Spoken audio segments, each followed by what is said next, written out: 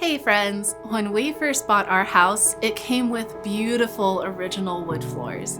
They were in great shape considering how old they were and how little had been done to take care of them. But they still needed quite a bit of TLC before we were comfortable with our babies crawling around on them.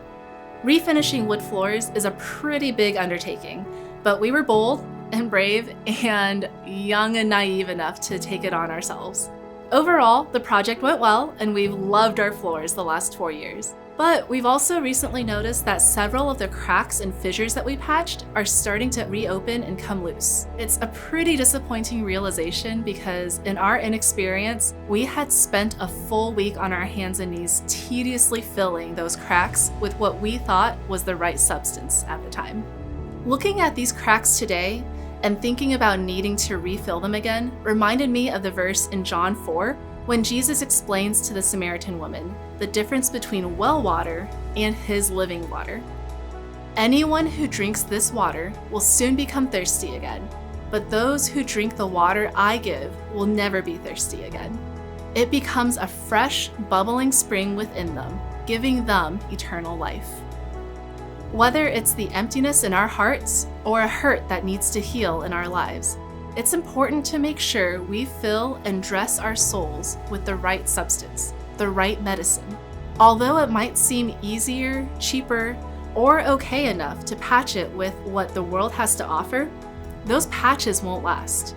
When life gets overwhelming, it might be easier to swipe through funny reels to give our minds a break. But that's only a temporary fix. When we face grief and disappointment, it might be easier to turn to substances or even the people around us to relieve the pain. But that's only a temporary fix. When we get a reality check and realize that we were in the wrong and we hurt someone, it's often simpler to walk away, ignore the problem, or let the relationship go.